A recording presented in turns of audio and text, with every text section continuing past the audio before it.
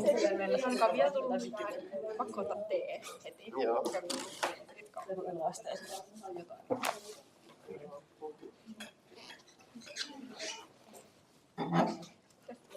Kielman tässä tilanteessa. Juttia minusta.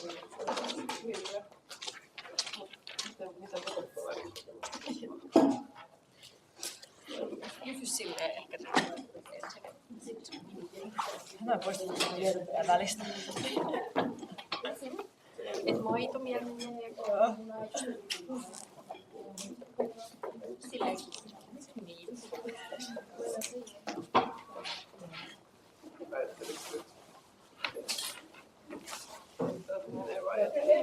Mä oon tosi tällainen nyt niinku... Mä oon sitä tarkoitan. Nice. Kaikki pitää tosi hyvä.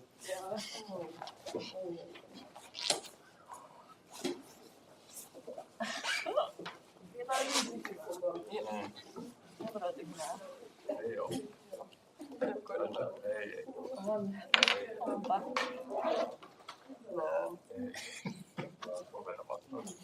Mä yritän tänään pitää joka sekunti aktiivisesti mielessä sen.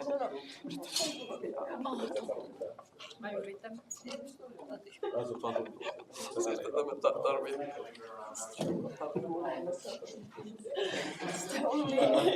Joo.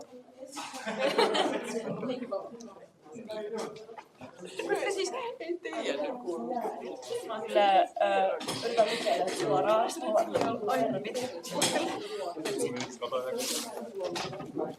Hi, how are you? Sign up sheet. Woo-woo! How's everyone doing? How's the projects going? Started? I don't know how timetable is going to be, so just planning still. Cool. I think most of us will start our field work during the break. Oh yeah, when is the reading week? Not next week, but the one after that, I think. Starting from 21st, I'm pretty sure. So, any questions, any issues that need to be addressed before we start? Anyone in mind? Okay, cool. This is going to be maybe a little bit too lecture-y, quite a lot of information. So I'm planning to have maybe a break somewhere in the middle. I've kind of written somewhere in my notes, do break now, but it kind of depends on the flow of things and how's it going and all that. But yeah, so today we're going to be looking at the so-called kind of classics of ethnographic research, or classical texts that you could see as your kind of founding thinkers, finding applicators, people who used this method for the first time and started to really develop it, and that are the very basis of today what we use. We're going to be exploring various different individuals and contextualizing their work and their thinking. And in a way, we're going to be following a kind of classic mythology of the origin of ethnography, and that is through this person called Malinowski. So Malinowski is considered the kind of father figure of the creation of the scientific method that is ethnographic research and participant observation. However, it's not fully true, but the mythology works and fits into a nice narrative that people often reference. And I will be partly discussing that, but I'll be mostly giving you this grand narrative that fits into this nice story. And that grand narrative has two explosions that happened throughout. And those two so-called explosions kind of help build that narrative and explain these big turns in thinking through this methodology that help firstly create the methodology and define it, and then secondly throw it on its head and people start to think, what the hell are we doing? And then what happens after that? And kind of leading, I will partly discuss where we are today in ethnography and but it's very difficult. For example, the further we go in the past, the more neatly things become fit into nice categories. Oh, these people were structuralists, these thinkers were functionalists, these people fit into this category nicely because they wrote in this style, or they were influenced by this philosopher. But as we closer get to the present, it gets more tricky to define people. And that's not to say that in maybe 20 years, it'll be a lot easier to see these trends in retrospect. But just bear that in mind when we get to the present, the kind of broader categories slowly disappear and we get to this kind of mishmash that we're at today. So, in a sense, what I'm giving today are not strict categories. They are more vague terms to describe the different branches and thinkers that we're going to be looking at. As you notice, those broad categories, as I said earlier, become a bit more diffused. But they're kind of helpful just to kind of situate people and think about their genealogies. Moreover, this is very skewed. This is coming from my own education, my own perspective, which obviously comes from the Anglophone world. So that means British mainly and American thinking in this. That's not to say there are other Anglophone worlds and thinkings about this methodology of ethnography, but that these are the main branches and main thinkers tend to come out of the British and American thinking that I'm influenced by. So take that with a pinch of salt. There are others out there, but I'm still giving you this generic idea that comes from this. And it's important to know in that way that there's different schools of thought, and these come from mainly in ethnography, different colonial powers and their origins and funding that comes from that. And that is the main branch of that. So have that critical perspective when you're looking at this. For example, there's French schools of thought in anthropology and ethnographic research that are at times very similar to, say, British, but then later become quite radically different. And I won't be really covering that in depth today, but just bear that in mind when you're getting this story from me today, that there's other schools of thought. French, then there's the German schools of thought that would have influenced the early days of, say, American or North American anthropology and ethnography. For example, they're heavily influenced by this looking at so-called Volk or folk cultures. So, say in the British Empire, they wanted to explore other cultures in the empire. How can we rule and better understand these different cultures we're coming across? While, say, German ethnography was much more interested and came from the roots of Romantic scholars who had this interest with what does it mean to have the Volk, the folk people, and what does it mean to be German? What does it mean to be Silesian? What does it mean to be Polish? And these different ethnic groups have particular cultural practices, and they try to stratify and put people into neat boxes to define them out of this. And this obviously influences British schools of thought, French schools of thought, but it's less so in their context, more interested in what about the African, the Southeast Asian other? How do we study then the Polynesian? And this is because of the colonial roots of those empires. But then you look at the Spanish context. It's less so coming out of the Spanish Empire itself, but more out of the post-empire.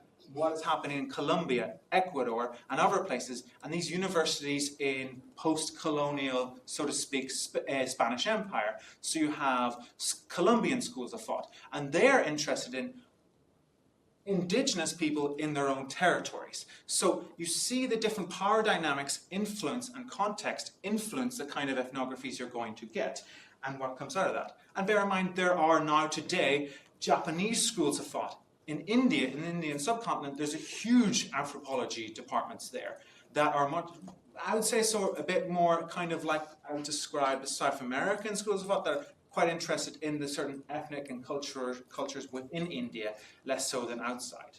Now, that leads into an important point, is that there is a major disbalance, and this goes for academia in general, with the distribution and representation of those from the so-called global south.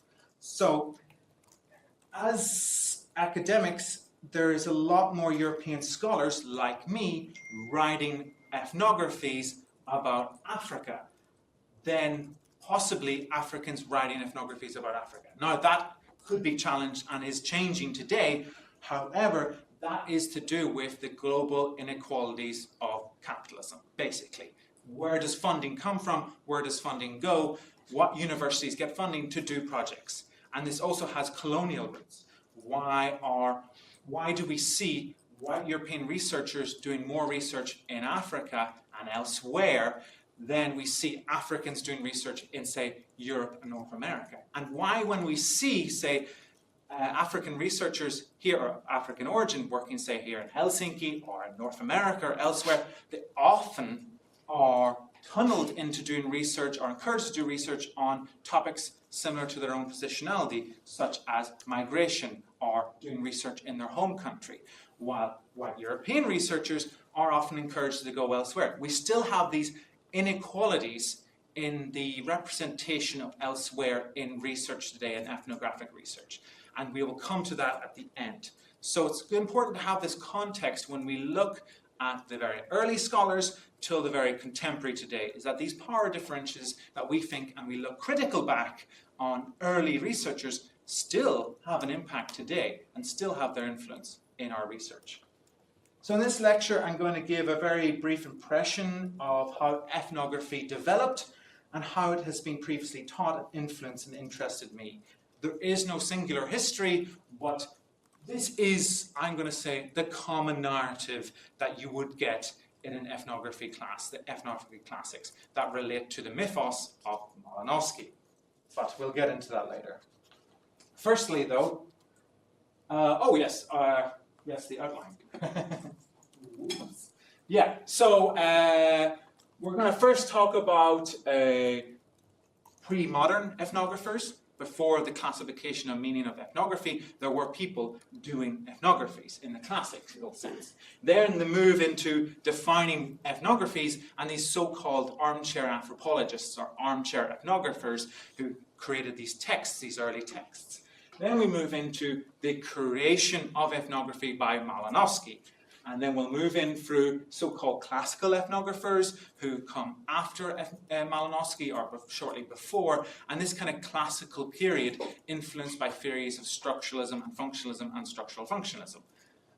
Then we'll move into the post-structuralist turn, where the second fun explosion happens, where something happens to Malinowski and the world gets flipped upside down. And this great creation myth around Malinowski and the creation of scientific method of ethnography is turned on its head. And then we'll move into the contemporary and briefly discuss some of the themes we've talked already.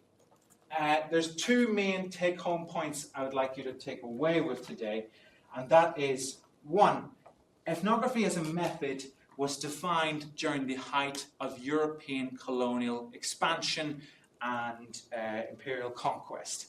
So we have to put this into context when we think of these early scholars. So always have that in mind, is that ethnography was created out of this interest in exploring the other within the colonial context. So there's a very important power relations that created this and defined this. And that is very important for how we think about ethnography today and the use of it. Second, ethnographic methods have changed and adapted according to the social political context we are in. For example, the colonial to today. They're always changing with interest and background of the character doing it. So those are the main points, that things are very contextual. So first, I'm going to give a kind of rundown of these early thinkers to kind of show you that people were already writing these kind of what we would call today ethnographies prior to the very definition of ethnography. You know, remember when we talked about participant observation and how we all naturally kind of do participant observation in our day-to-day, but we make it into a scientific approach. In a sense, writing ethnographies is the same thing. People have always written diaries about other cultures, other peoples, or looking inward at their own culture throughout history. And I'm going to briefly talk about that. By the way, if you have any questions or if you want me to stop for a moment or ask any questions about the things I'm talking about today, please feel free to raise your hand and interrupt me or just shout at me, hey, shut up. So, first and foremost, we have Herodotus. Was a Greek historian and geographer. He's very well known for the kind of father figure of creating modern histories. and his detailed account of the Greco-Persian Wars are one example. However, he also wrote about the so-called Scythian people, or I can't pronounce it, Scythian people. So from the 7th to 4th century BCE, these people lived in around Crimea, southern Ukraine, and he used accounts from testimonies from Greek sailors and people who went there, who wrote descriptions or told to him what these people are like in that region. And from that, he wrote this very detailed account of how these exceptional horsemen and warriors had their very complex political structure and burial rites and such. And he wrote this, what we've described today, as an ethnography. And what's quite interesting is that a lot of the archaeological evidence of these people in that region actually coincides with what he wrote about. Then we move maybe 1,000 years later, and we have Ahmed ibn Fadlan. So this is a second example. He's renowned for writing about the Volga Vikings in around a similar region of the Volga River. Unlike Herodotus, actually, he spent actual considerable time with these people, living with them and describing their day-to-day lives. So he described them as the Rus people of the Volga, but actually today we know them as Volga Vikings. And his ethnographic accounts and diaries about their cultural practices also correlate with a lot of archaeological evidence from these areas, and it's really interesting how he describes it. But also, he has his own interest in these people, and he is an adherent to Islam, so he was quite obsessed with these cleaning rituals of washing and stuff. So he writes this really interesting piece about how the passing around of this water bucket, and the men would pass this around and sneeze into it, wash their hair, move it around.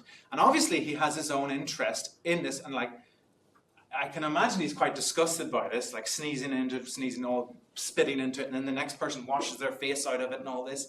And as someone who's adherent to Islam, who washes daily water practices of washing before prayers, he was fascinated by these aspects. So you can see his own personal interests possibly coming into the writings and fascinations of these people. And in his writings, it's really interesting. He's described in such detail and stuff, and then suddenly he has to put it in like almost a footnote going, oh yes, but they're heathens. So yeah, don't just remember they're heathens. But then he goes back into this fascination. It's really interesting. I really recommend, if you're interested in some of these early texts, he's one of my favorites. So, and another brief example would be Zheng He, who was commissioned by 2 different emperors to do these kind of exploratory missions across Southeast Asia, Southern Asia, and East Africa.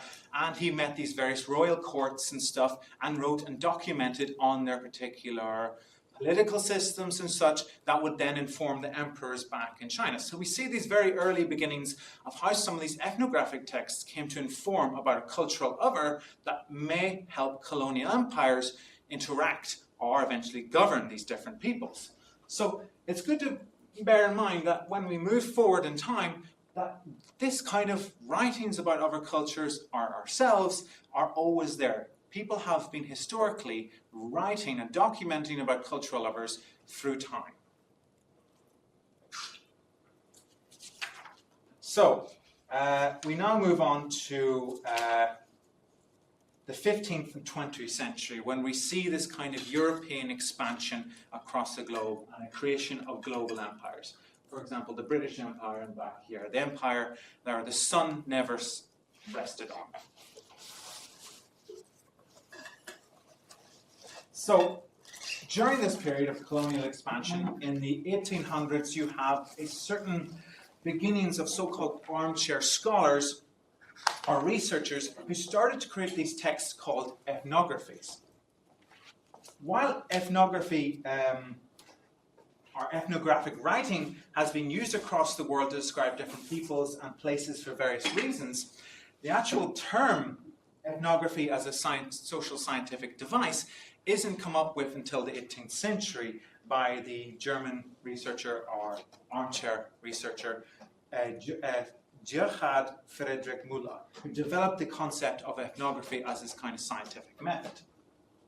So ethnography becomes a kind of popular form of writing from the 18th century onwards, often compiled by these so-called armchair scholars. These ethnographers never did any field work like we have imagined today. They often stayed at home or in research institutes collecting information from colonial officers, sailors, explorers, and so on, and compiled these pieces of works together to describe certain culture, whatever. So it was often these mishmash of different tidbits from around the world of a specific culture, and they tried to put these books together and fit this in. At this period of time, you have this kind of free underlining aspects that kind of governed their thinking, which drove their popularity, which was positivism, imperialism, and evolutionism. So as we know previously, imperialism was this expansion of empire, free European conquest and colonialism that drove this expansion into other cultures that seemed out there or bizarre or didn't fit in with this kind of highly Christian imperialism that was driving force behind it all. Secondly, there was underlining this all a kind of positivism. So I was just thinking about one reading which I used to think of as an ethnography, and I just want to double check that. It's Alexis de Tocqueville, The Democracy in America. It's like one of the classical sociology texts. Could that be categorized as ethnography? I'm not familiar with it. Sorry. Feel bad now. But maybe you can tell me more about it at the end. Sure, because it has been one of my favorite books. Okay, cool. So you have the context of imperialism, the expansion of European empires, and one of the driving forces and thinking behind creating this ethnographies was this idea of positivism. The idea that the world and societies are governed by natural laws. And all these natural laws, we can fit even humans within these natural laws, and societies under the natural laws. And one of the underlying natural laws they had into this was evolutionism, that all societies start from this kind of primitive, and they go up this chain to eventually become like us Europeans, like these expansionist empires, and they will become modern like us. They don't have these technologies like us. They don't have this idea of Christian morals like us, but they'll get there if we do these missions of preaching Christianity, of expansion. Oh, we are the good guys doing this. We're bringing modernity to the world. This was the thinking behind this, and that pushed this today.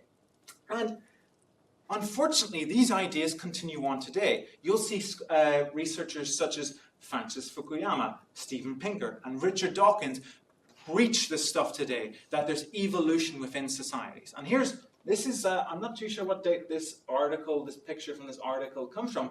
This is a modern social science article describing societies going through this progressive step upwards, as if there's always this push going upwards.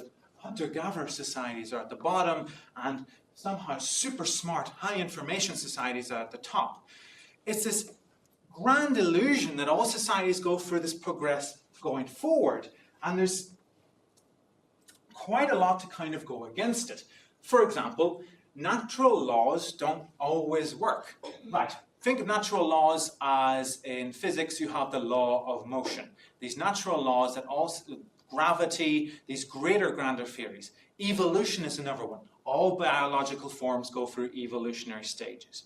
Now, if we think about societies in that way, that becomes quite problematic. You're imposing a natural law onto societies, and yet you take these grand narratives and fit them in. And these actually have roots in very quite old theoretical arguments, such as from Hobbes, and I can't remember the other thinker, and they often argued such arguments like primitive societies were peaceful, and there was no violence, and they were in harmony of nature, blah, blah, blah, blah, and they were super egalitarian. Modern societies have destroyed this, and the modern state destroys this. On the other side, you have other thinkers saying, oh, modern society is the best thing. Liberal democracies are the peak of civilization. I think that would be Francis Fukuyama's argument, is that liberal democracies are the peak. We've hit the peak. This is the peak, everybody. Jesus Christ.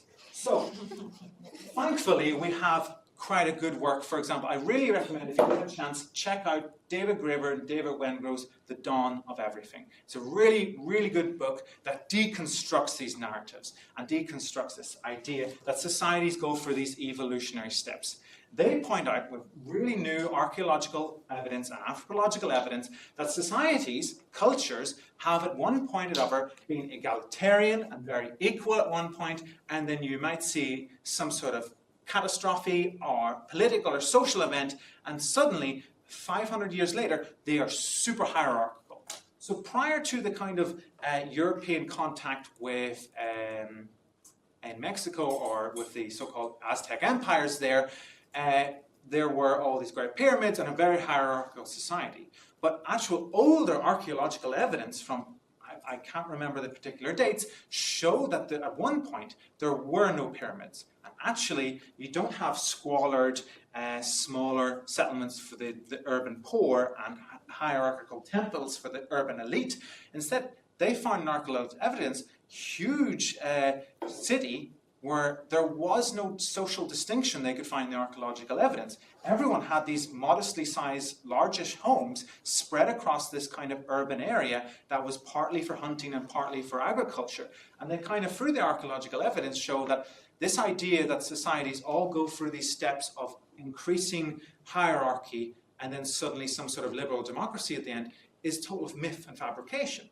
They also talk about how some of the ideas for egalitarianism come from European contact with North American indigenous ideas, where these French missionaries went to go live out, I can't remember which indigenous group in North America, they went to live with them and they realized none of these people had concept of private property. They had some aspects of or slavery, or the idea of owning a human was so bizarre to them.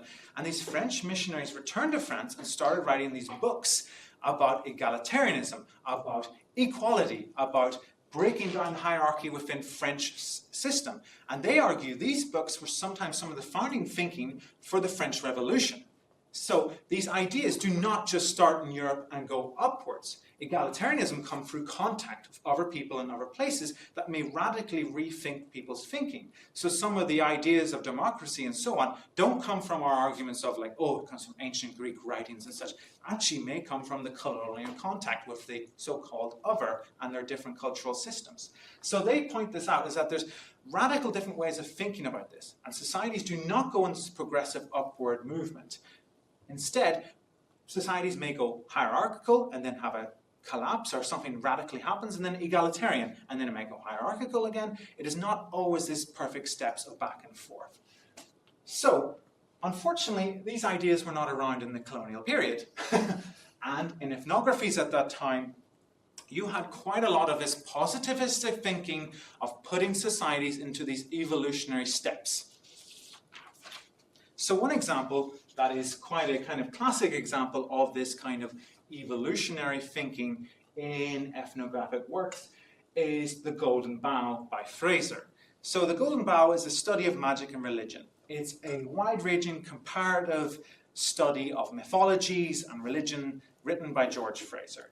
It attempts to define the shared elements of religious belief and scientific thought, discussing, say, issues like fertility rites, how people made kings, human sacrifices.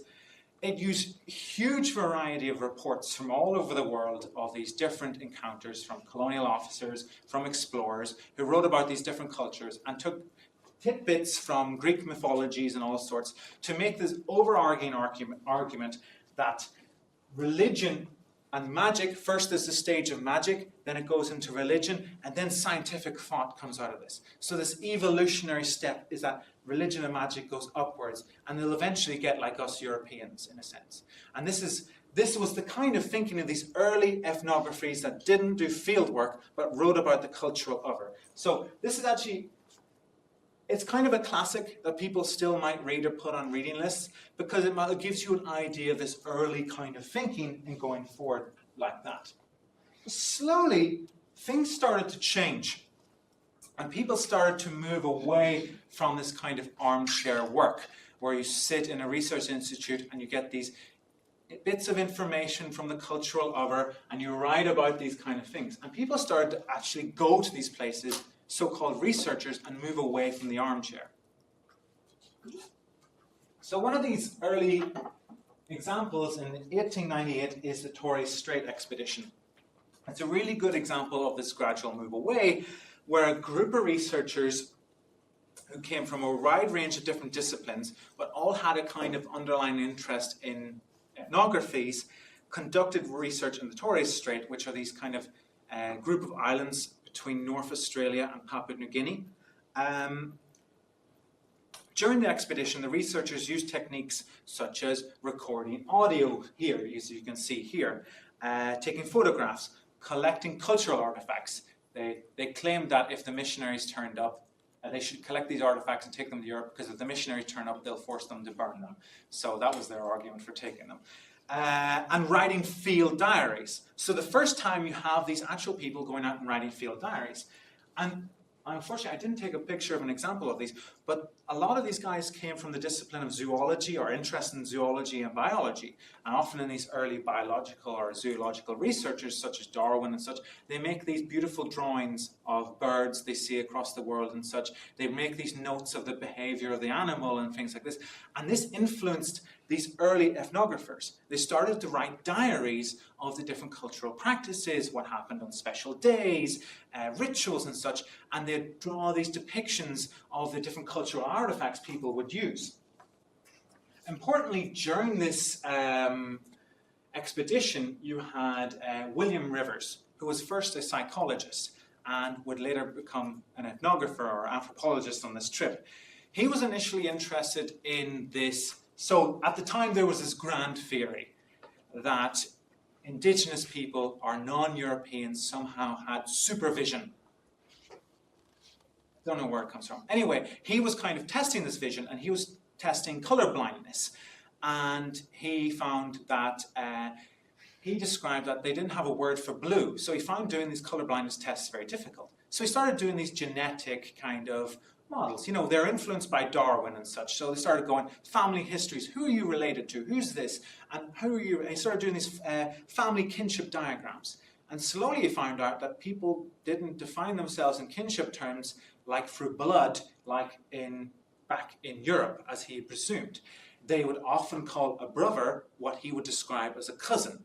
So it became very complicated for him, and he actually started to model out and start to try and define this cultural model of kinship. And he became far more fascinated in that than any of the eye tests and stuff. So it actually started to become an actual ethnography of kinship of these islanders. And it's really interesting how this started to move away from this armchair terms as such.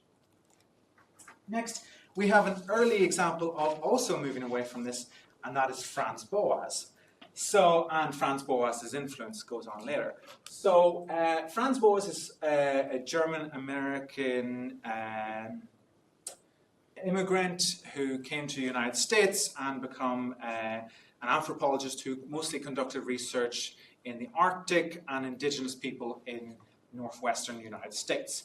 He helped move anthropology away from this evolutionary social theories and developed the concept of cultural relativism, which essentializes if I have to essentialize it, argues that cultural values and beliefs must be understood from the relative position or the cultural context from those they're being studied, and not ascribe your own cultural assumptions onto them. So you don't judge their actions or practices or cultural forms from your own perspective, but try to see from their perspective. And that was quite revolutionary for the time, to see it from the person's perspective you're studying. So this is a kind of major starting framework. Start to think from those people you're studying. So just a little exercise is that Franz Boas was a big proponent for having students from, say, indigenous backgrounds or, say, African American backgrounds study, say, other African Americans. He came from that interest, that German philosophy interest of Kant, where it's this anti-positivistic. There is no natural laws. But also this romantic scholarship is that there is these folks and cultures out there, and they have their own unique cultural practices, but to truly understand them, you may have to come from them and explore them from that cultural relativistic perspective. So we start to see this slow shift away, this kind of anti-positivistic movement starting to come in, this anti-evolutionary movement. For example, Franz Boas was actually quite radical because he didn't just do ethnography, he also did other things. He also was interested in biological anthropology. At the time, biological anthropology was very strict in this evolutionary thinking, and actually a lot of these thinkers came from Confederacy money during the American Civil War, which pushed for these very racist agendas that whites were on top of all other races. But he, being a Jewish German, fleeing possible persecution and such, coming to the United States, was quite radically anti this. And he did this really interesting study where United States immigrants, first arrival immigrants, who were malnourished and a lot shorter than the so-called white Anglo-Saxons who had lived there for generations, he looked at the second generation children of them who were not malnourished, eating a much more robust diet. And he showed us that the genetic traits do not, your physical traits of your parents do not immediately equal into your children. Instead, your diet has a major impact on how you shape and form. And that was radical for the time. And he was pushing his proponents away from this overarching arguments of evolution, even on the physical body. So, we'll move away. Oh! First explosion! Okay, Malinowski's on the scene. So, the idea of long-term fieldwork becomes created. The idea of ethnography is a long-term research method. How we understand it today, the great mythos starts. And Malinowski shouts, "Off with the veranda! Get off the veranda! Get out there and do research!" So as you've seen in the previous last two examples, we had people were starting to already kind of doing this, but no one had defined it. Malinowski defines it. So, the story of Malinowski is a template for doing ethnographic fieldwork and this founding myth of who created ethnographic fieldwork. Often when you look at histories of ethnography, you will come across Malinowski a lot. People reference Malinowski. But what's interesting is, and we'll come across him later, later scholars such as Evan Pritchard's put Malinowski in a footnote. Some people don't believe it comes from him. Some people believe it comes early of his long-term fieldwork. But he's the big myth. So we have to study him. You have to know about him. You have to know what he wrote about. So in 1914, this Polish-born social anthropology, Malinowski, traveled to New Guinea to conduct his fieldwork. Malinowski settled in what is now called the Trobriand Islands to conduct long-term fieldwork over 2 years between 1915 to 1916 and again 1917 to 1918. Anyone know what happened at that time? 1916, 1918? So Malinowski got stuck there, or this is the idea, because he's Austrian-born. He's got an Austrian passport because the First World War breaks out and Austria is at war with Great Britain. Papua New Guinea is in the British Empire. So he claimed that his foreign alien citizenship stopped him from going back to London. This is not true, we know this now, but he used that as an excuse to stay out there longer in Papua New Guinea. Regardless, Malinowski was really successful during this period as he was establishing this kind of systematic way of doing ethnography. Sorry, I missed this part. Why did he needed an excuse to not go back to London?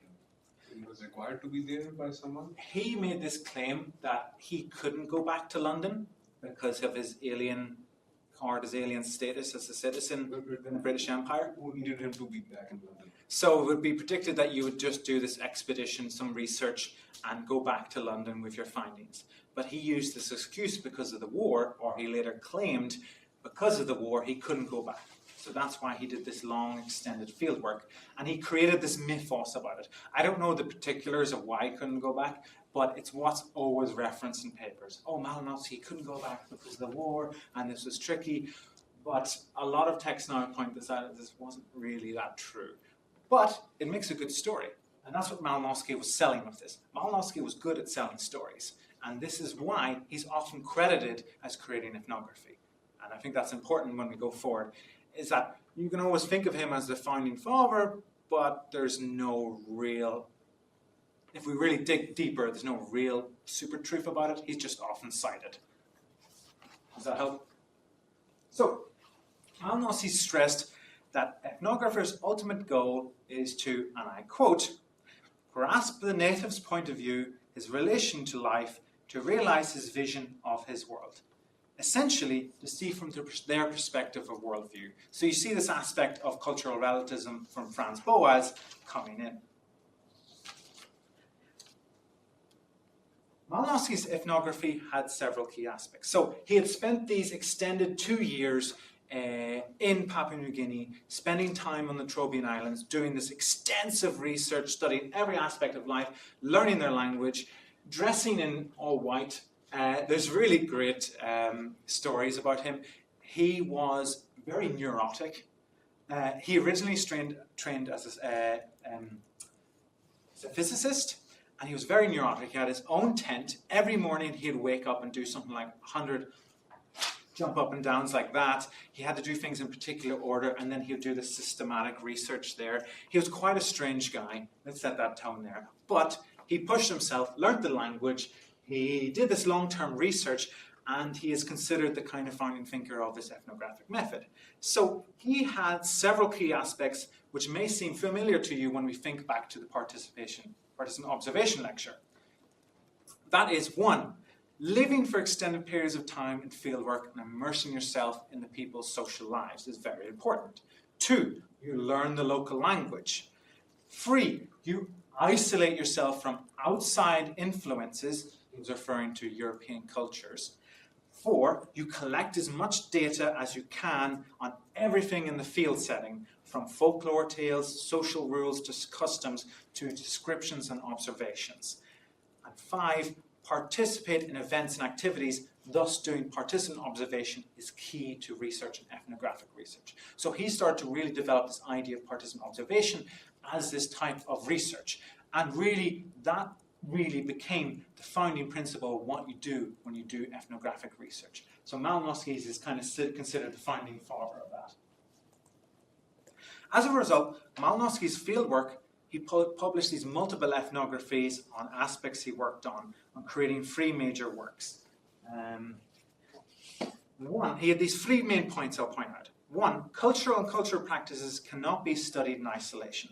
The fieldwork must be contextualized at culture through immersion. So you have to go there and immerse yourself in a culture. You can't just take information from other people and write an ethnography. 2, you cannot rely on someone's description of events or social reality. Never take things for face value. People may be lying or may describe things in other ways. You have to see the rules for yourself, engage with the society and see what's actually happening, rather than just assuming what someone is saying is the truth. 3, through contextualization, the ethnographer will come to realize all things cultural are relative, and therefore one should not make judgments on the rationality or irrationality of other cultures. So that's referring to religion, magic, and cultural practices. He wanted to push away from calling these people primitive or backward. He didn't fully do that, but that inkling feeling is starting to emerge of this kind of critical cultural relative aspect is there in his work. So Malinowski's, or the methodology he innovated, was linking data to social theory. It was a big part of this as well. His descriptions were not enough, and he had to fit this within a theoretical paradigm. And one of the theoretical paradigms at the time was functionalism, a theoretical approach popular prior to his fieldwork that stressed, in short, all social phenomena had a function or served a purpose to a society. Despite eventual decline of this theoretical thinking, Malinowski is still renowned as that thinker who invented ethnography, despite his theoretical approach of functionalism. So functionalism would assume that, oh, that particular ritual that people do serves a function in a society. Everything must serve a function. And this is this kind of structure of a society, and then these cultural practices serve something in this over society. So we know this kind of theoretical approach doesn't really work in society anymore, but this was the founding thinking that pushed his research. But regardless, thanks to Malinowski, long-term ethnographic work became the adopted method of social anthropology. As such, long-term fieldwork became this template for how someone did ethnography, and essentially became a rite of passage for any would-be anthropologists. So, as we'll turn on to next, we'll look at the legacy of Malinowski, who came after, and these people who looked at Malinowski as a kind of blueprint. Oh, you have to go out to these places for at least a year and immerse yourself in that culture and learn the language and do participant observation to really do an ethnography and anthropology. And also, Malinowski came to influence later sociology of the Chicago School. So I'll go through that all now. How are we for time? About 45 minutes in, I think that's quite a lot of information for now. Maybe we could have a 10-minute break. Would that be okay for everyone? Use the bathrooms, walk around a bit, and if there's any questions and stuff, I'm here.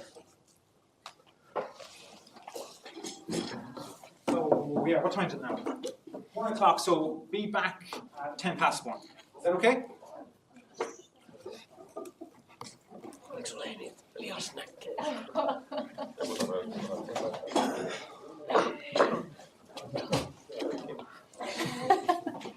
Päivää. Päivää. Mitäs tuolla meidän tapahtuu?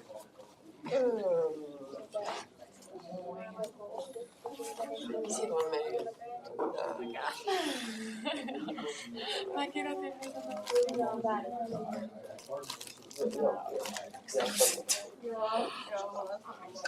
Ilmaisuus.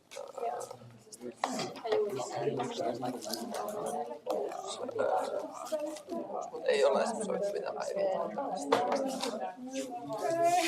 Voitaanko siinä? Varmaan, että perjantai menu vastaan pitää tehdä silleen.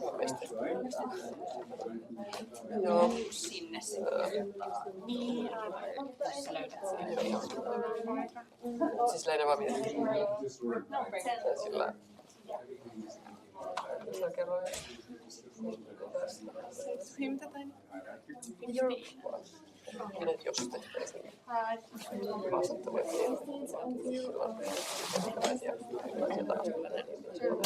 en mä tiedä, koska sillä on ei en mä tiedä. Mut ei oo mitään doksia tommosia. I guess you could see the thing is And cream. My hands are. Mä en oo yhtään ehtinyt. definition of what is Look at the good versus So just by. you could argue that's an early social. Mut myös mulla on vaikka aikaa. At the end of the day, like, probably a case example that could be I can make it. three modern ones, you know? That's a good one. I'll keep this one. So sorry about Sure. Look at it. Show me.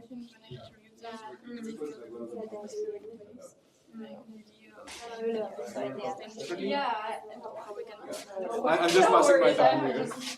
Muutatteko te jotain? Sitten kaikki. Kaiken. Jätetäänkö me jotain muuta? Okei. Innolla odotan. Muutokset on tervetulleet. Ja kertoo muille. So this is the creation idea. Suddenly, after Malinowski, Ei saa vapaa laidun. social anthropology interested Mäkin mä katson. colonial research. Well, sociology interested in After, afterwards and how to create. this is the most basic way of describing it. So, sociology, they're interested in social issues going on in, say, anthropologists, social scientists that looked at Lähden kotiin. Remember then that Sateen mä odotinkin yltymään, mutta in the 19th century, these definitions weren't so fixed. If you were a researcher or a scholar, multiple so-called disciplines with, Ilmeisesti muistava sana, että olen myrsky. for example, the tours, mulla oli eilen semmoinen harjoitus, for example. kun mä olin Abraham is just a biologist, but he had an interest in ethnography. Williams Rivers is defined as a psychologist, but he came from one of the underlining guys who actually created or helped create ethnography. Charles Sagan was just one of their students. Then became so-called ethnographer. Ray was needed because they needed a linguist, someone to understand these languages and write it. But they were also physicians. One of them was a physician. They needed that on the expedition. And they all did ethnographic work. Because back then, it wasn't a strict definition. And there's a lot of people that today are like, Tietysti pitänyt susta jostain. Sä oot luottanut tunteen sieltä kätsyä, kukaan sinne when it's coming. Niin tavallaan Sort of like a meal crime and jos sieltä tulee vettä, for quantitative sociology. ainakaan sinne ei ole ruoantarpeita. Ja sä ootte silleen ammattilaiset kokemusasiantuntija. yeah, actually, I would have liked Se ei ole vettä, joka on sekoitettu johonkin stuff in this lecture, but tuusesamiin. having that time and Se on kyllä vaikea. this is what I mean by this Malinowski. He's this myth that created ethnography. So Toi on itse asiassa take that laukaus. with a pinch of salt when you go forward. That Niin on. already starting to move away from this kind of armchair research to doing these expeditions. So Malinowski just framed it as ethnography and fieldwork. Maybe just was Maailman soppamaa he published first this idea of doing it, and he became recognized in the British and American world as creating that maybe French and elsewhere. Se on koko kesän It's seen as that way. Se on koko kesän Is this true that näyttänyt olevan tosi sekaisin lavalla keikoilla. Ja sitten on vähän huolestuneet siitä. Nyt se show some tuli interest? Hesarissa juttu, missä se kertoo, että Didn't show any informaatioita. Joo, niin varmaan. On se, älä puhu paskaa. Älä vittu. So to get funding, it's later argued that he had to put his research in the kind of functionalist work. I think for Malinowski, it's really quite, if you do get a chance to read it, it's quite beautiful, it's quite in depth, it's really quite good writing. And I feel like he more was interested in actually describing these places and these peoples and these cultures, because that was revolutionary to go to these remote places and write about it. No one else had. So that was the idea. And what's quite interesting is that while the context in which you have these explorers go out and do this research in very colonial settings and sometimes inform colonial administrators and work for the colonial system, sometimes their texts are now seen as cultural artifacts of people who wrote about them. For example, we'll get on to Evans Pritchard soon and Nowhere. His work today is seen as like someone wrote about our essence, like our culture, in such a detail. He's seen as significant. No, at the time he was working for colonial administration, which is quite problematic. So to complicate that history, the context they were working in is very problematic. Colonial empire expansion. But at the same time, some of these works, of course, just keep that with a pinch of salt. I think everything is weird behavior. Anywho, I'm going to get a Sellainen biisi, joka piti katsoa joskus jutut. Veksi on velkaa. Huoveksi. Se on semmoinen kysymyksellä on roussit siinä musavideossa. My ethnic king. Kasvislasenne. Tuolla on joku meihemi.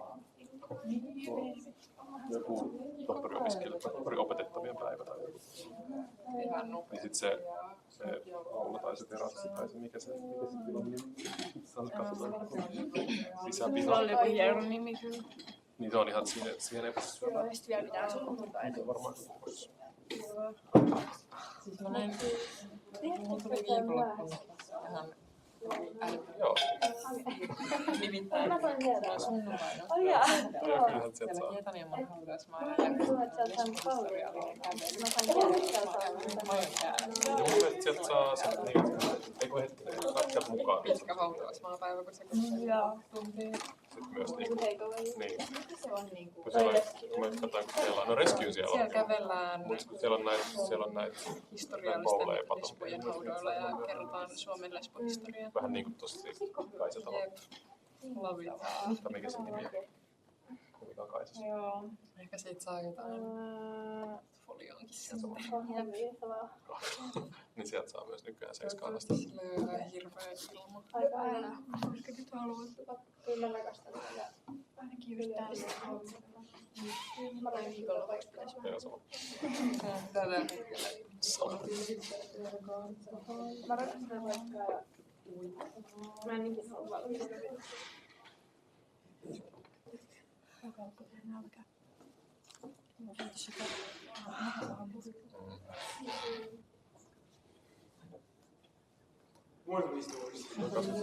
That's it. 25 oli kanssa. Ja hylkäsin hakemuksen. Joo. Onko se pahaa? Se on ehkä vähän fyysinen. No. En mä ihan varma, se voi olla erilaista. Se voi kyllä myös olla niin. I think it's so. Näistä viikkoista näin. Sähköstä. Se oli kuitenkin. Ootas. All right. Not exactly 10 past, but I don't care.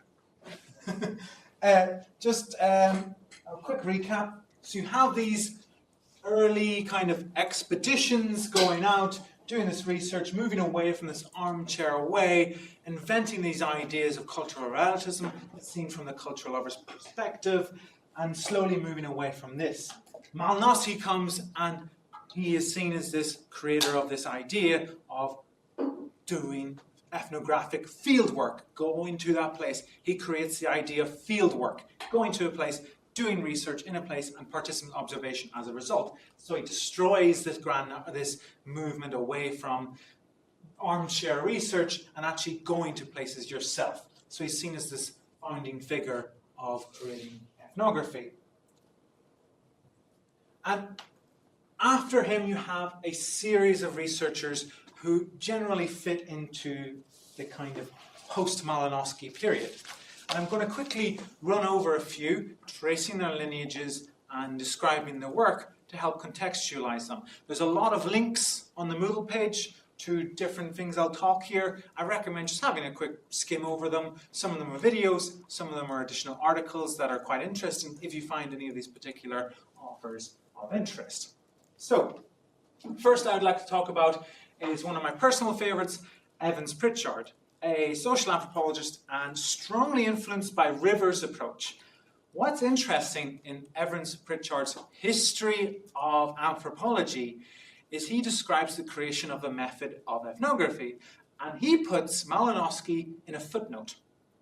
He doesn't put Malinowski as the lead, but that goes against quite a lot of contemporary writing on the creation of ethnography. So just to keep that in mind, is not everyone believed that Malinowski invented it. So Evans Pritchard was around the time after Malinowski. He was influenced by this doing long-term fieldwork and going out there.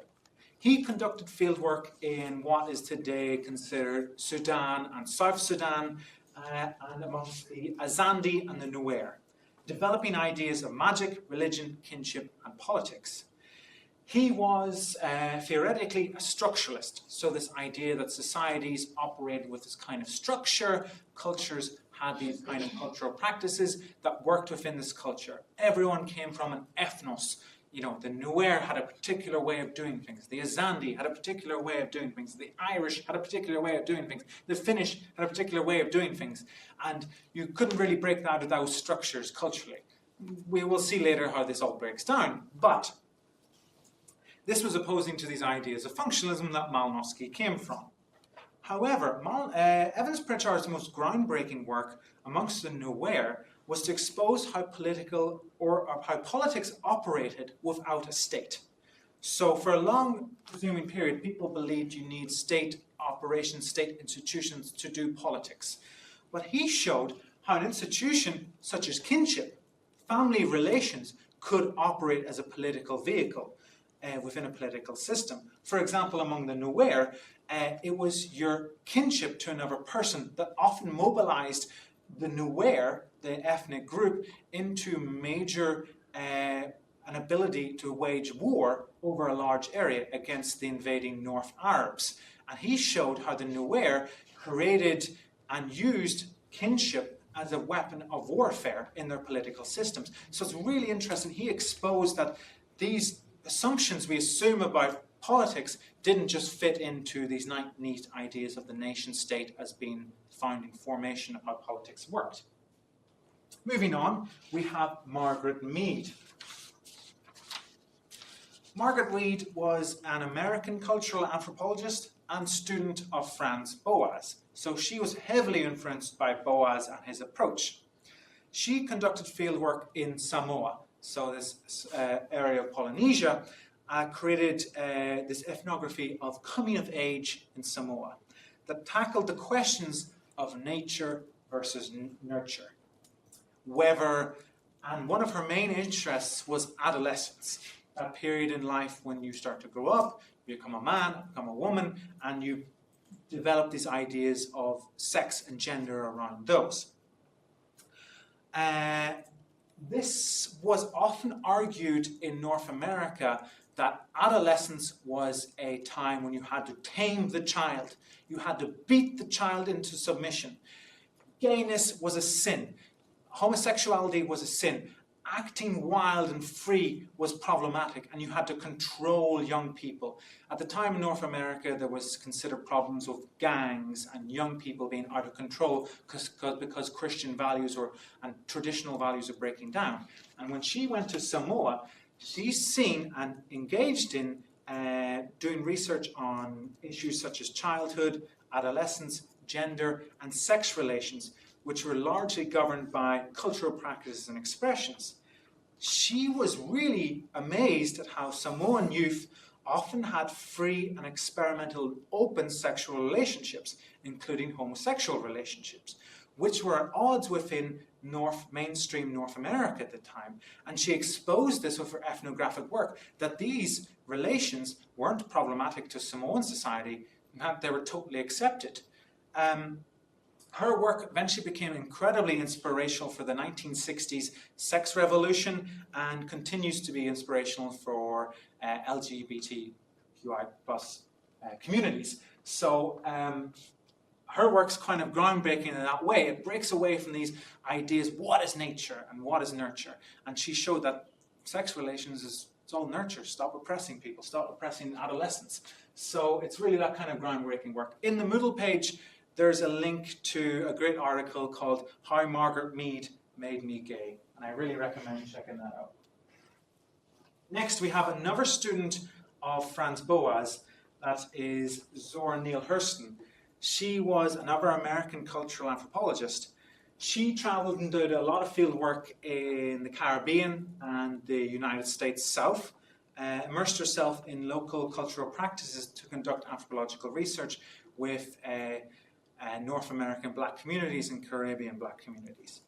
Based on her work in the South, she was sponsored from 1928 to 1932. She wrote groundbreaking work, Mules and Men, in 1935. She extensively detailed Black culture at the time, which was quite revolutionary, religion, folklore, hoodoo rituals, and engaged head-on with issues of racism in the American South. She became one of the pioneering figures in the Harlem Renaissance, but unfortunately, which is really sad and probably conditional of being a Black woman in the United States at the time, never received a penny for any of her works and publications and died in poverty, which really kind of hits home of the structural conditions hitting many of these researchers. And remember that Franz Boas was a proponent for having students of particular ethnic backgrounds, Indigenous and Black, study Indigenous Black. So as we'll come later, Indigenous Black communities. As we'll come to later, we think this is kind of a modern thinking, this decolonizing research. Actually, this is some of the classics were already applying this. So we'll move forward. Next is another personal favourite of mine, Max Gluckman from the Manchester School. He's a South African social anthropologist who created this school in Manchester that studied anthropology. And his research was very interested in this idea of the case method. And this is a specific exploration into social situations and conflicts which arise. So for a long time, research was interested in these kind of structuralist and functionalist thinking. But he argued that we've got to start looking at social conflicts. When do these erupt? Because for a long time, the idea was that all these communities kind of live in harmony. They have these social situations for resolving things. And Max Gluckman started going, no, we've got to look at social conflict, social change, social developments, things that happen within a society or culture that change and happen. And he started the early days of starting to question these ideas or grand theories that were around. So he developed this method of case methods. You follow a case, you follow a particular incident, and you see it from the beginning until the end. For example, there's this, I'm trying to think of an example. He wrote this case on this building of a bridge in, I think it was in Zululand, in between South Africa and Zululand, and how there was this ongoing issues of access to infrastructure within the kind of apartheid system that was going on, and how this conflict and protests got around to having this bridge built. So he was quite interested in looking at these specific cases and starting to move away from these kind of structuralist ideas, although he would have maybe defined himself as a structuralist. He actually started to bring forth these ideas of Marxism and Marxist thinking into anthropology. And he was himself quite prominent and against and for these kind of anti-racist movements going on around in the 1960s. Now we'll move away from anthropology and look more at sociology to explore how did Malinowski's impact not only impact anthropology, but look at sociology's impact. So the best way I can describe briefly a difference in anthropology and sociology at this time, at this kind of pinnacle change, was sociologists tended to look at the countries they lived in, social issues that were there, deal with, say, rapid urbanization and the social problems that emerged from that, while anthropologists were interested in the colonial other. They're going out to these far-off flung places and doing research with tribes or ethnic groups in these areas and doing research on that. So you see a kind of distinct difference between the two, where, however, social anthropology kind of latched on to participant observation and ethnographic methods. So social anthropology essentially claimed ethnography as theirs and created it as their main research method. Sociology didn't, but tapped into it. And one of those schools that tapped into it was the Chicago School. I'm sure you all know quite a lot about this, so I won't go into too much depth, but I'll show the kind of connection between Malinowski's approach and how it influenced their approach. So, Chicago School was kind of developed by Thomas and Park during the rapid urbanization that was going on in Chicago and other North American cities. And they're influenced by this kind of German tradition of phenomenology, allowing them to develop concepts such as symbolic interactionism.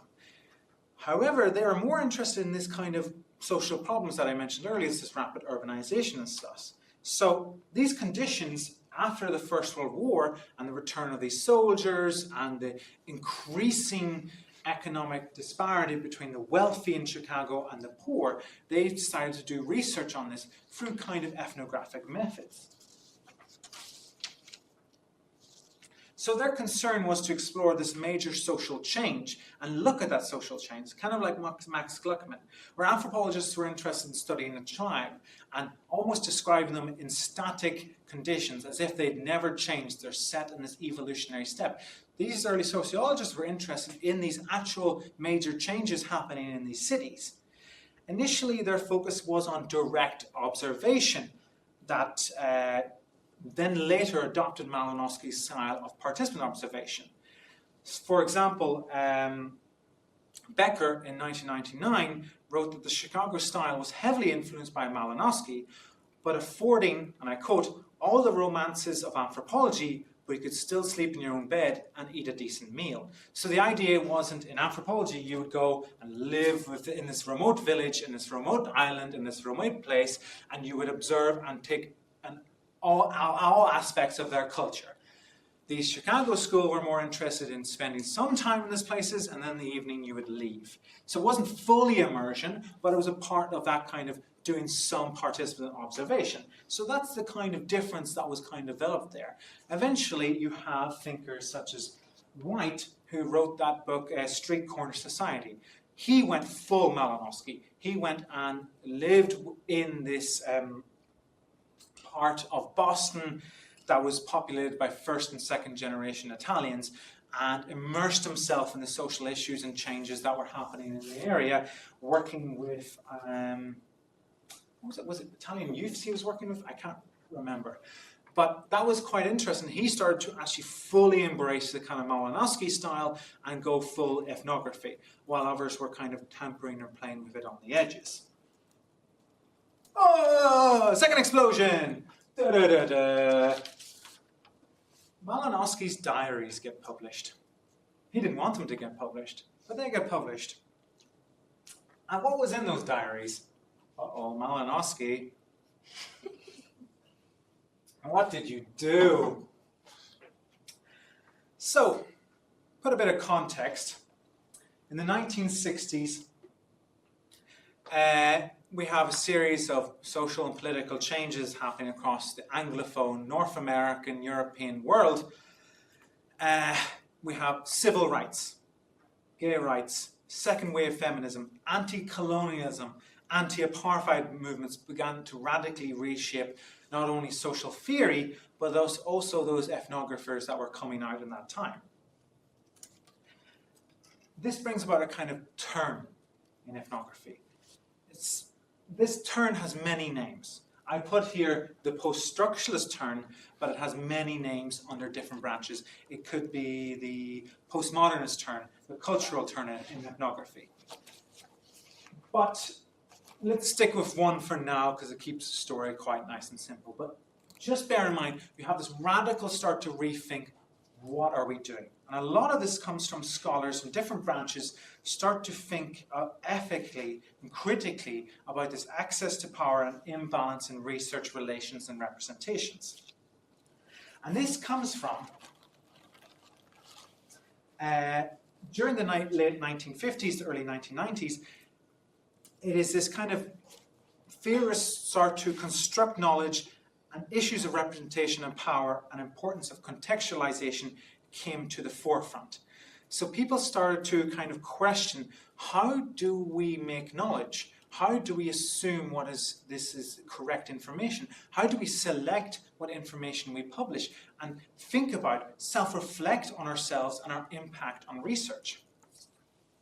A lot of this work is influenced by Levi-Strauss, the anthropologist in the 1960s, but also Foucault in the 1970s. However, for ethnographers, the turn is kind of in this classical myth, like I mentioned before about Malinowski, is about the 1967 publication of Malinowski's personal diaries, as we see here. When Malinowski's personal diaries from fieldwork were published, it kind of turned this upturn in anthropology and ethnography. It should be noted that he didn't want his diaries to be published, but unfortunately they were. And within them were a series of quite misogynist, racist thoughts. His personal thoughts about the people he was studying were published for the first time. So in his previous works in The Argonauts of Western Pacific, he describes people moving around, trading these shells in beautiful ethnographic description. But by 1967, his diary gets published, and his perceptions of these people that he held in secret from his publications were very racist, very misogynist, very problematic.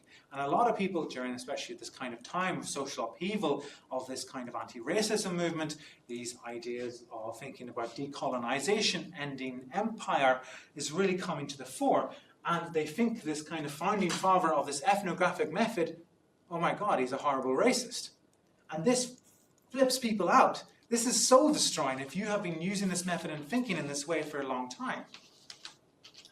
So anthropology, ethnography starts to look inward. What are we doing when we do this work? How do we think about this? One early criticism of this kind of comes about with, say, Gert's Fick description from 1973. In it, he criticizes Malinowski's claim to ethnography being a science and his impartiality. So he starts to question this idea, how can you be impartial? Look at his diaries. He's obviously not impartial. He's got horrible racist thoughts. How do we as ethnographers go into these fieldwork and claim to be impartial scientists? We're not. So he starts to kind of question this. So Gertz means as ethnography that allows us to see social action from the perspective of the social actor. Try and move away from assuming your own ideas onto this. So it kind of references back to this idea of cultural relativism, but moves into this idea of thinking, don't think of it as scientific. And he starts to flip these ideas of what is ethnography on its head. However, a much more influential book by James Clifford and George Marcus in 1968, Writing Culture, comes out. In the text, they bring to the fore the issue of representation in ethnography text and positionality. So do you remember in the participant observation lecture, we talked about how do you see yourself, you position yourself in field work, how do you reflect on your research, and this is important when we think and do participant observation. We got to think about these things when we do this. We have to be self-reflective of our position, how that impacts others we talk to.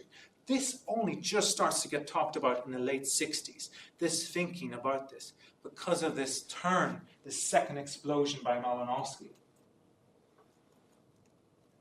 So, as ethnographers, they push this idea, Marcus and Clifford, the authority of ethnographers to describe people in an increasing fragmented and globalized and post-colonial world. Who has the authority to write about other people? Why do we have the authority to go out there and write about these people? And they critically open up this debate about positionality. Who are you? How can you write about others, of ethnographers, who in their works until the 1980s never featured? Moreover, ethnographers never reflect on their position, who they were and how they impact and how they saw others. So they start to really open it up in this book. So this shift brings attention to reflexivity, to positionality in ethnography research. Prior to that, ethnographic research was trying to be scientific, is trying to capture every detail of that culture and all that information. But suddenly they say, you can't capture everything. You are an individual with particular visions. You see things you're interested in. For example, Evans Pritchard was interested in politics and religion. That drove his interest in writing those. And yet they become underlining ethnographies of those people and how we see them and how we perceive them. You have to start to reflect on who you are and how that influences what you're interested in. So they start to post-structurally turn this, start to think about emotions, start to think about who you are in that moment, how does that impact? And a lot of this writing starts to become super self-reflective, maybe to an extent that went a bit too far and to too much of an extent, where there's a lot less written about the people you're meant to study and a lot more about your thinking. But one text I really quite like from this era is by Abdul Lukhog in 1968 in her book Veiled Sentiment. It's a really good ethnography that looked at Bedouins women's politics in Western Egypt. So she looks at this kind of use of poems and poetry and political poetry as she thought would be a form of cultural resistance against a patriarchal society. However, she has to take a step back and start being reflective. Herself, as a feminist, she started to go, am I imposing that onto that culture? And then she starts to reflect and think and actually realize this idea of being having this space for women in this Western Egypt, Bedouin society, to make these poems about resistance and such, or critiques of men, actually releases tension, but ultimately serves the patriarchal society because it never brings about a women revolution in this culture. So she has to stop imposing, she stops herself from imposing that argument and instead starts to reflect and think about, actually, these poems and things she loves and she wants to write about in this beautiful descriptive way may actually be reinforcing the patriarchal society ultimately. So that's a quite an interesting start to think, how does reflexivity help you as an ethnographer analyze the research you're looking at? Instead of assuming something from, you get excited about this theory and you think, oh, that applies there, that works. You have to start thinking, am I just pushing an agenda here? Am I forcing something onto this culture? So this kind of reflexivity and positionality helps people to think more clearly and more precisely about this culture.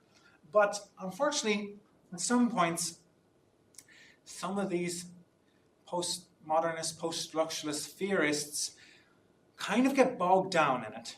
They start to write so much about themselves and their own thinking that you barely get any ethnography out in the end. So I like to describe postmodernity and post-structuralism. It's like a pit. It's like a black hole. You all should dip your feet into it. You all should come across it and understand it and start to be self-reflective. But don't get stuck in it. Don't dive too deep, because you'll just end up writing about yourself all the time. And that, to me, is not an ethnography. That's a personal self-reflection. I'm not saying don't do it. Don't look at emotions. Don't be reflective. Don't be self-critical. That's important for writing good ethnographies. But don't get tied down into it. Can we call it autoethnography? So, I'm not too sure about the history of autoethnography or its origins. Yes, that's a style of autoethnography. Personally, I wouldn't feel comfortable writing an autoethnography. I don't find that particularly, I know there's quite good ones out there, but I don't find that particularly, for me, quite interesting, or I would call it necessarily an ethnography. There's a divide there. So different people have different thoughts and different issues relating to that. It's a style. It's a style of writing, and if you find that useful or helpful, go for it, but don't get bogged down into it. The self-absorption while doing ethnography. Ethnography ultimately is the study of people around you, society and culture. That's how I would encourage and push for. And that doesn't mean you can't do it. You know, do research however you like. I don't listen to old grumpy me. So, done that. Yes.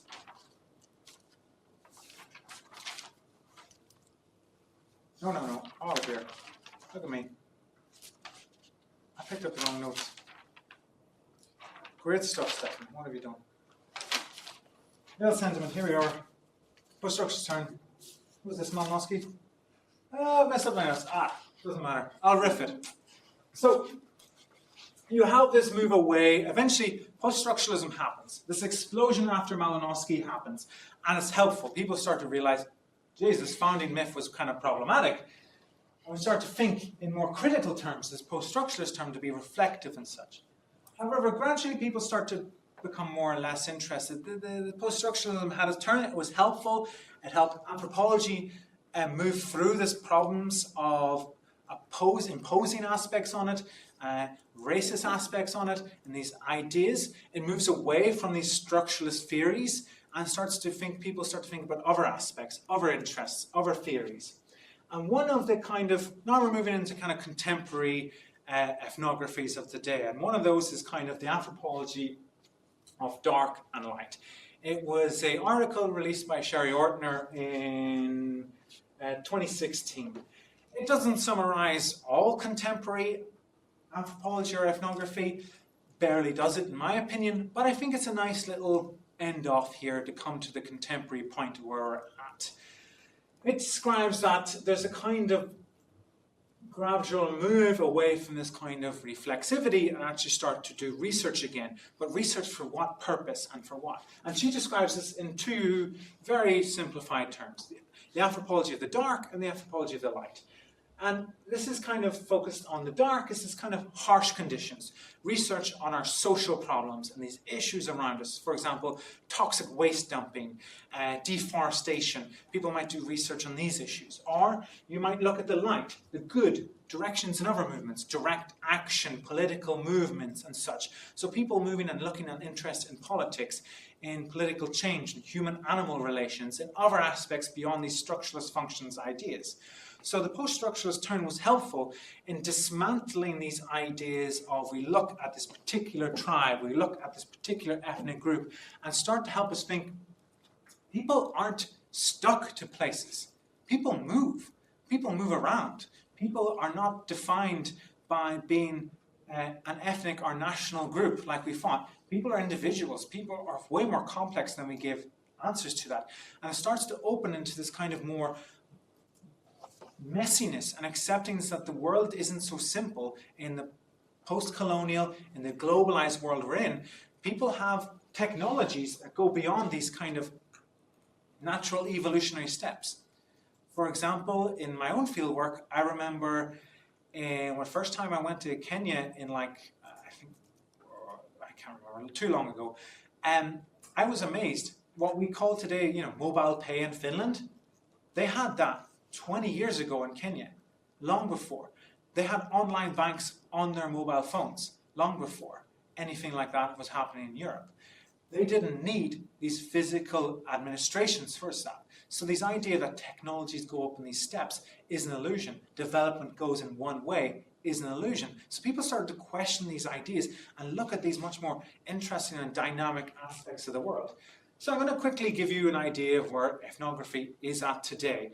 I have very quickly jumped over a huge swathe of time with the post-structuralist turn to where we're at, but to kind of touch on a few examples of where we're at.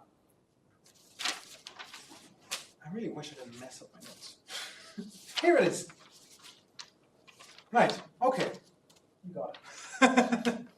So, to give you 3 quick examples of where ethnography is at today, and some of my favorite personal ethnographies, there's a lot more out there, but to give you ideas of what the kind of themes are at today. So David Graeber's 2008 publication called Direct Action is based on protests, the Quebec protests in 2001, and also the Wall Street protests. Occupy Wall Street? Occupy Wall Street, thank you. And these were kind of written in a kind of classical ethnography, spent time in these places with these people, but also worked as a guide to how to do direct action against capitalism in a modern era. And using these as blueprints, how do people organize themselves? How do people do this? And then he gets quite theoretical at the end of the book. But it's quite an interesting, this ethnography becomes a guide for direct action. A really interesting movement away from this kind of describing a culture or a place. Then we have another one of my personal favorites, Saba Mahood, which is Politics and Piety from 2005. It's an ethnography of women's piety movement in Cairo, Egypt, which is a part of the larger Egyptian Islamic political revival and reform at the time. She draws on ethnography in the book that interrogates this kind of liberal and secular epistemologies that inform dominant understandings of Islam and politics. For so long time, she was critiquing modern or contemporary feminism from the early 2000s that was saying Muslim women need saving. And she was showing in this book, these women in these political institutions have a lot of power and a lot of influence. So it's kind of a different approach from, say, veiled sentiment. And it kind of shows a kind of different angle of her looking at it. And instead, she kind of starts to use this book as a critique of feminism at this time, which she thought was being quite driven by white middle-class women in North America, assuming that Muslim women need saving. So she was taking this kind of critical approach and looking at that. So these larger narratives start to be taken and attacked from ethnography. From looking at another culture, you can expose these myths or so-called ideas of the other or outside other places from a certain theoretical pinpoint. Lastly, another one of my personal favorites is Seth Holmes' Fresh Fruit and Broken Bodies, published in 2013. It is a really excellent contemporary ethnography.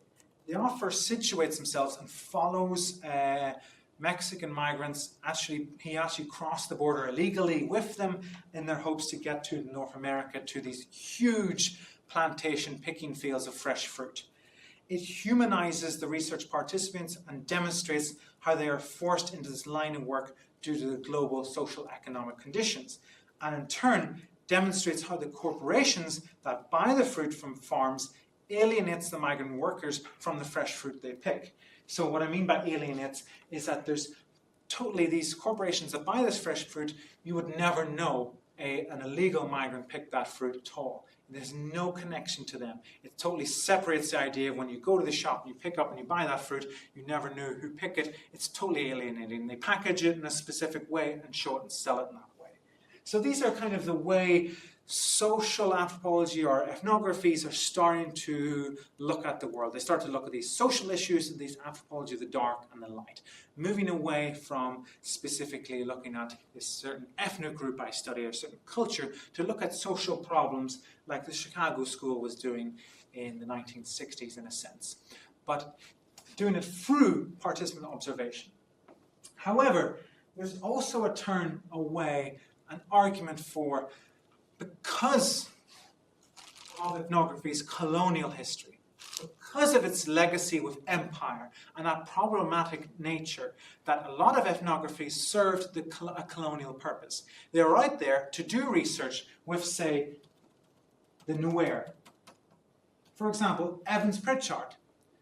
He helped the British military or the British Empire recruit Sudanese to fight the Italians in World War II. He was a part of that process. Yet he was a critique of empire. But these people ultimately served empire in some respects. So how do we come to terms with the history of ethnography? Can we use ethnography? Some scholars have argued we should burn it to the ground, start afresh, get rid of it, slate the history clean. But I figure you can't move on. History is history. It has happened. It is the basis of this kind of inquiry that we look at through the world. So I was wondering, in this respect, there's now a kind of debate and argument for this decolonization of ethnography, of sociology, of anthropology, of the social sciences in general. How do we, as students, as researchers, come to terms with this colonial past, with this very use of this method and how it was developed? We look at Malinowski. Come on, Malinowski, where are you? Look at him there. He's literally, you couldn't get more a colonial image. He's all in white, he's clean. He goes around in this particular way of documenting, evidencing things. Even in some pictures, he's got, I don't know, in British colonizers, they have this kind of pith, a kind of ivory cap. He even had one of those going around to get the sun off his head. He's dressed like a colonial administrator. How do we come to terms with this very colonial context which devised and created this method? Can we use this method? Do we feel, we will be breaking out to groups soon, do we feel we can use it and apply it? Oh, we're out of time, I think. Oh, okay. I want you to all go away and think about this. Can we use this method? And how do we come to terms of reflect upon its colonial past? And if anyone has time to hang around and wants to chat about this, I'm more than happy to hang around for like 10, 15 minutes if you're interested in this topic. But if you have to go, don't worry, there's no obligation.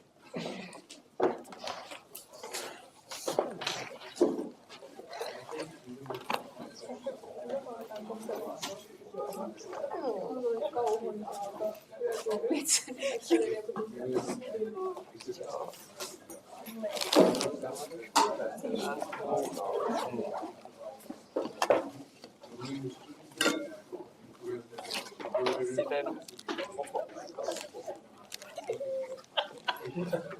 Tämä lähtee uudelleen.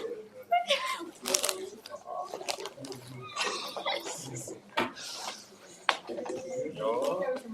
Mä suojelin suojaa. Kiinalainen. Se oli silleen, että So how do you se oli tehnyt itse tällaisen. publish and include your people in your research to be part of the publication process? How do you make your research more than it is, just research for science? How do you make it applicable to the world and impact those Wow, niin kuin sillä ootko There's something Et niinku, siis en mä muutenkaan kuleta, että kenelläkään on niinku miniklippusissa jotain. I'm sorry, guys. I'll say this was my last lecture of you guys. I'm going to Canada at the end of the month, so I won't get to see your projects and stuff. I'm really sorry, but it was really lovely being here and doing the lectures with you. So hope you all have a lovely Christmas and all. I hope to see you around campus afterwards. Have a good trip. Thanks, guys. Siis mä suojelin meidän molempien kasvoja. Mä en Yeah, my email should be on the moon. vaan silleen, You can send me a message on it. otin tän pussiliitsen. Sitten mä vaan sanonut silleen, että oh, this is sweet, I'm vegetarian. Silleen. Se on ollut ihan valittu. No. I guess it came through a friend, a common friend that's Kenyan, and she invited me to her home country. I found flights, and I got to go there, and I thought it was really cool and really fun. I was like, oh, I want to research here on these topics and stuff. And I was always interested in migration, and I kind of got accidentally involved in it through a friend, and then make more friends. And then I was always interested in the colonial history. And always been kind of very anti-British. So if I find ways of bashing the Brits, I'm happy. Oh no, my pen is from. But I don't know. It's something I have to think about more. Like, how did I get involved in this? But you kind of get swept up in it in a way, and I get so involved in it personally and emotionally in the lives of others. What about you? Do you want to do any, is there a particular research you would be interested in? Yeah, I study sociology of war and different policies and so I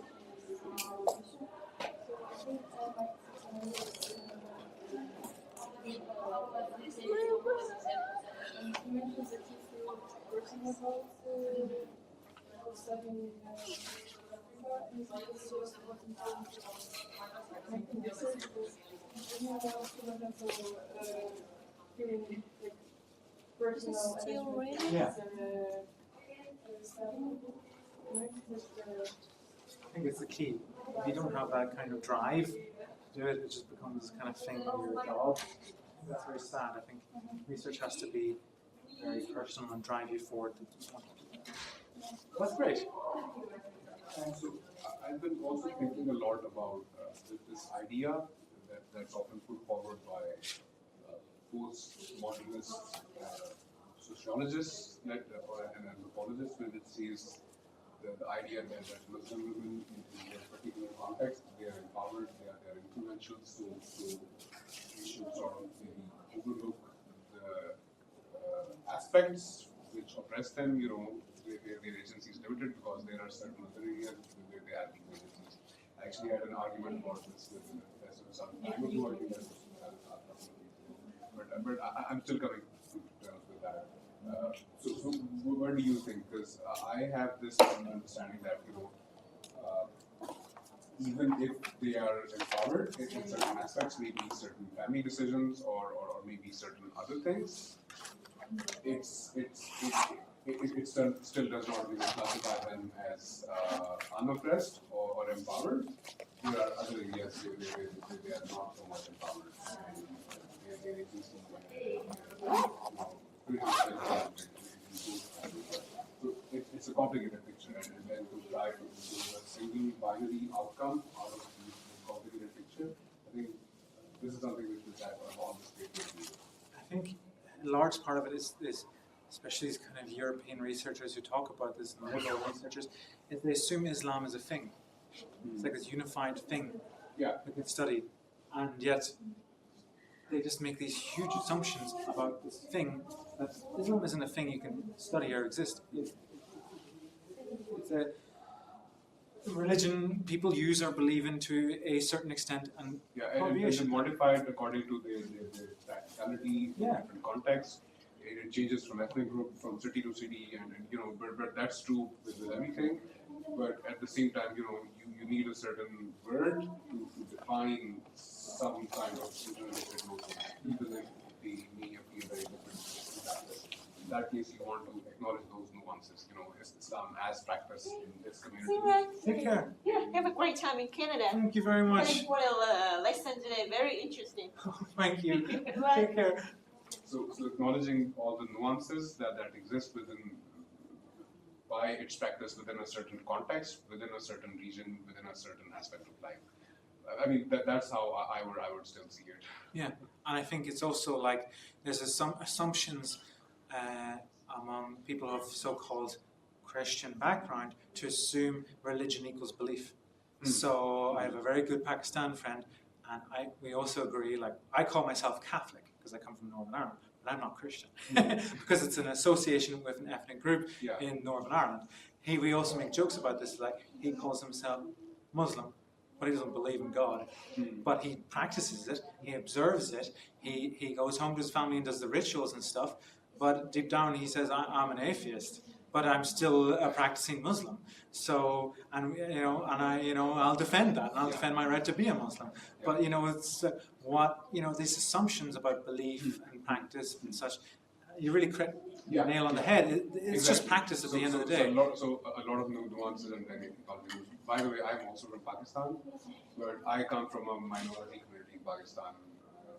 Pakistan is 97% Muslims, and then there's this 1.6% Christian minority. I'm from that community. Oh wow! Yeah. Cool. And I am like your friend, only practicing when my parents ask. Yes, I'm going to church, but otherwise, not so much. Thank you so much. Hey. I will see you. Yeah, send me an email anytime if you want to talk about things and stuff. Sure. I will be back at the university in January, so I'll go on to. Yeah, looking forward. Take care. Yeah, is there any research group you're a part of, ethnography related, or any other research groups that you can join? I have a group called Ethnoworks. That's not a research group, it's kind of an informal thing where people share their ethnographic work, and I'll share it with the class. If anyone's interested in coming, it happens like once a month. It's been a bit up and down lately, and especially when I'm in Canada, I don't think people are going to push for it. It's a lot of me pushing people to come. But people share things from videos to research proposals to actual research itself, and it can be anything remotely ethnographic, and discuss it. I know in March or May there's going to be a multimodal ethnographic workshop, and it's open to students and it's open to everyone. I'll advertise it on the Moodle page. I'm so looking forward. There's an email list. I'll get you guys on if you're interested in. By the way, I just wanted to tell you about my interest in ethnography and what inspired. I don't know if you've read Paul Willis. Learning to Labor. It's this. So he was an educational ethnographer, and this was his ethnography of British schools in Manchester and how the youth there. Their rebellion, their sense of rebelling, and their culture of rebelling eventually pushes them towards labor-related roles and worker roles, and then void roles like university roles, those educated roles, and how they rebel against this idea So that was the first ethnography, and that was literally my first introduction to sociology. I was fascinated by that, and that was one of the most cool things I've come across. So yes, my interest and my long-term career is also in education research. Cool. With very diverse methods. Cool. Glad this has been helpful. But yeah, send me an email anytime. Sure. We'll be in touch. Sure. I look forward to talking about it. No worries. Thank you so much. Oh, thank you, Martha. Take care, and let me know about your research group and stuff you're in. I'd love to hear more about it. Okay, but I'm from visual studies, so just I'm just interested in this topic. Participate in some conferences physics, for example, but I plan on doing a master's. but I am here just for exchange, so I'm impressed by screen. Okay. But it was really interesting, and I didn't expect to join this course. I joined it later. It was I missed the registration, but I need to study some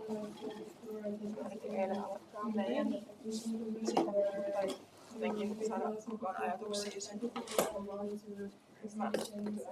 koko ajan siihen kommunikaatioon. Pääsee